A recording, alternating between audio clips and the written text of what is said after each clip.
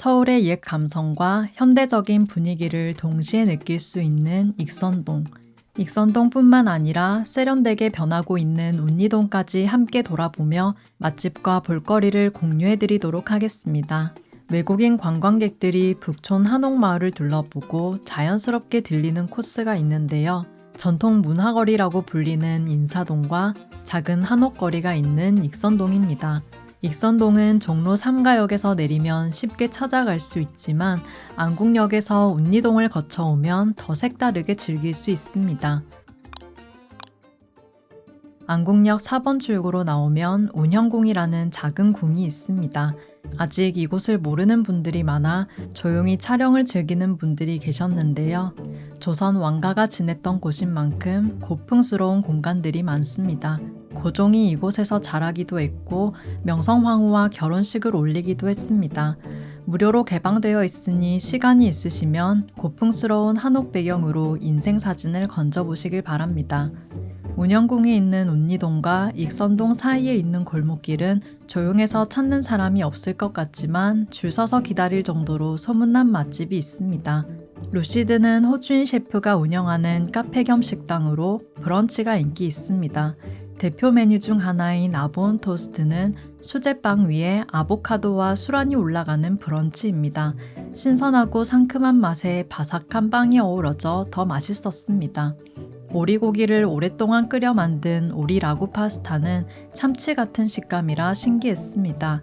식사 대신 커피와 디저트도 가볍게 즐길 수 있는데 호주식 라떼인 플랫 화이트가 맛있어서 기억에 남습니다. 전체적으로 맛있고 건강하게 만든 요리라 기분이 좋았습니다.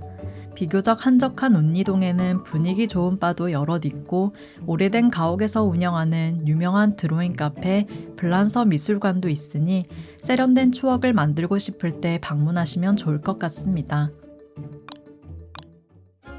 익선동에는 한복집과 점집들이 유난히 많습니다. 원래 익선동에는 철종이 태어나고 자란 누동궁이 있었는데 일제강점기 때 한옥단지가 조성되고 고급 연회 장소인 요정들도 생겼습니다. 요정에는 손님 접대를 전문으로 하는 여성들이 많았기 때문에 그 주변으로 한복집과 점집들이 모여들었습니다.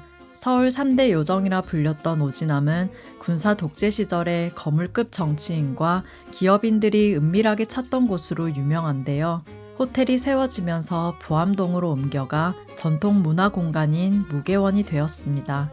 익선동 중앙을 가로지르는 이 중앙로에는 주민들과 근처 직장인들 맛집이 조금씩 들어서 있는데요. 깔끔한 한식을 드시고 싶다면 충주댁 양은솥밥을 추천드립니다. 조기구이와 숭늉이 기본으로 나와 든든한 식사를 할 수 있습니다.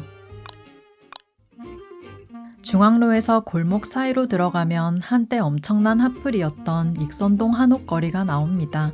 서울에서 한옥이 밀집해 있는 대표적인 곳은 북촌과 서촌, 익선동입니다. 이 세 곳의 공통점은 일제강점기 때 북촌까지 넓혀오는 일본인들의 주거 확장을 막기 위해 만든 한옥단지라는 건데요. 독립유공자이자 한국 최초 부동산 개발업자 정세권이 우리나라 문화와 전통을 지키기 위해 땅을 사들여 조선인들을 위한 도시형 한옥단지를 만들었습니다. 다만 북촌과 서촌에서는 큰 고옥들도 볼 수 있다는 점이 익선동과는 다릅니다. 익선동은 북촌보다 먼저 지어진 서울에서 가장 오래된 한옥단지로 한옥길이 테트리스처럼 붙어있는 모습과 좁은 골목길이 특징입니다. 한옥거리 안쪽으로는 세 갈래 골목길이 서로 이어져 있어 골목마다 다양한 가게를 구경하며 미로처럼 돌아다니는 재미가 있습니다. 옷이나 액세서리를 판매하는 가게도 많고 추억이 될 만한 즐길거리도 많습니다. 이런 익선동 한옥단지를 시원하게 내려다볼 수 있는 곳이 있는데요. 낡은 여관을 개조한 대형 카페 낙원장입니다. 계단을 오를 때마다 바뀌는 독특한 인테리어가 재미를 더합니다. 날이 좋으면 루프탑까지 이용할 수 있습니다. 직접 만드는 빵부터 다양한 음료에 술 메뉴까지 다채롭게 즐길 수 있습니다. 한옥거리 내부로 들어가면 독특한 컨셉으로 눈길을 끄는 가게들이 많은데요. 청수당 베이커리는 유명한 공간 기획사인 글로우 서울이 만든 카페 중 하나로 정원처럼 꾸며진 외관부터 시선을 끕니다. 도심 속 정원이라는 컨셉답게 내부 공간이 세련되고 아름다웠습니다. 음료나 디저트 가격은 비싼 편이지만 인증사진을 찍거나 이색적인 공간을 체험하기에 좋았습니다. 이외에도 익선동에는 글로우 서울이 만든 독특한 컨셉의 가게들이 많아 취향에 맞게 체험해 볼 수 있습니다. 한옥거리에는 수제 맥주집만큼이나 수플레 팬케이크 가게도 많은데요. 한 동네에 하나 있을까 싶은 수플레 가게가 작은 한옥거리 안에만 5곳이 넘어서 그 맛이 궁금했습니다.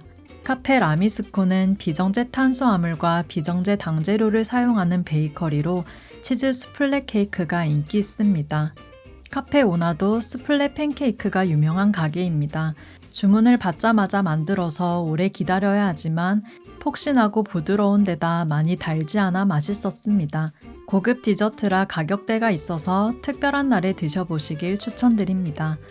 익선동이 유명해지기 전부터 자리를 지키고 있었던 뜨란도 소개드리고 싶은데요.